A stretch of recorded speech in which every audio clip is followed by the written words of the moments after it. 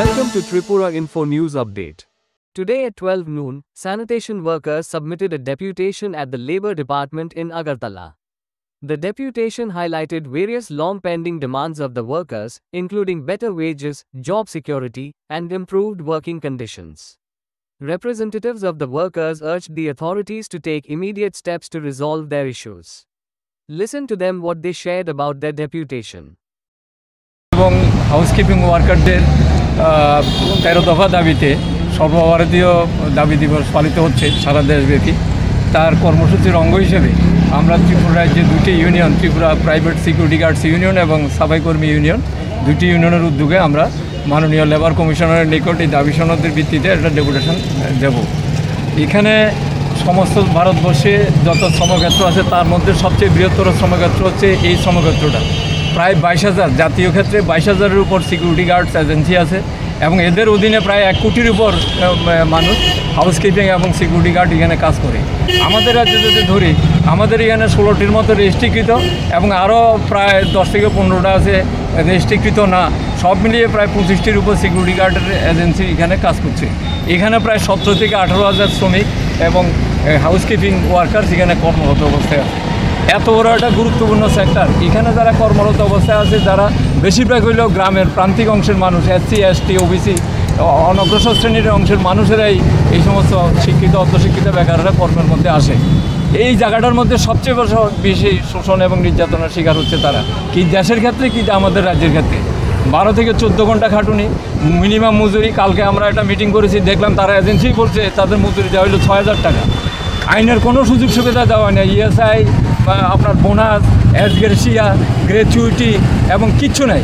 এমনকি তারা যেখানে ডিউটি করে ভীষণ অমানসিকভাবে ডিউটি করতে হয়, বসার একটু জায়গা নেই, মানে পরিশ্রুত পানীয় জলের জায়গা নেই, মহিলাদের কাপড় ছাড়ার মতো কোনো ব্যবস্থা নেই, সেখানে কোনো বিশ্রামাগারের ব্যবস্থা নেই, অত্যন্ত নিপীড়ন সেখানে। একদিকে তাদের হাজিরা মজুরি অত্যন্ত কম, অন্যদিকে মানসিক এবং শারীরিকভাবেও তারা বিভিন্নভাবে নিগৃহীত হইতেছে এবং কথায় কথায় কিছু বলতেই পারে না সাহস করে।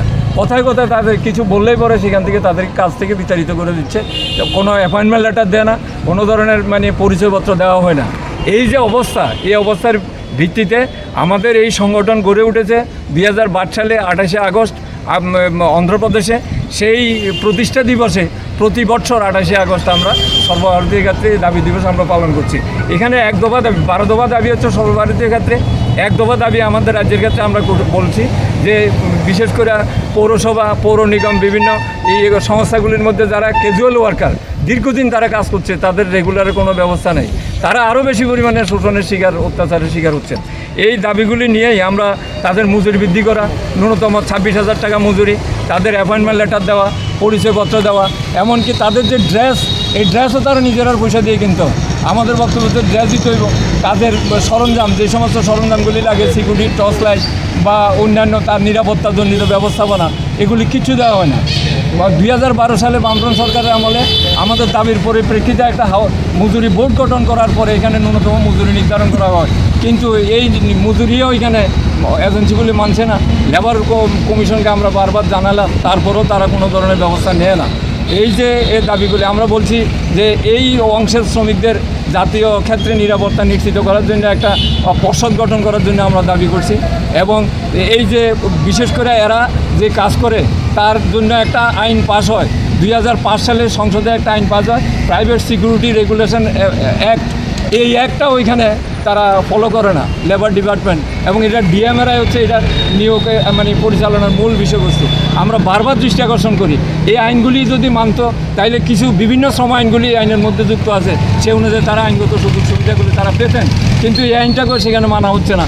আমরা বলছি 2005 সালের এই প্রাইভেট সিকিউরিটি রেগুলেশন অ্যাক্ট ও অবিলম্বে সুষ্ঠুভাবে কার্যকর করার জন্য প্রশাসনিকভাবে উদ্যোগ গ্রহণ করতে হবে।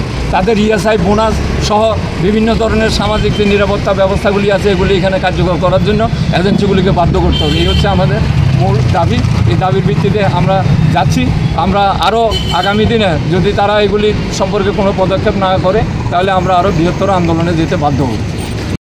Subscribe to Tripura Info and press the bell icon so that you never miss any latest updates and news on Tripura.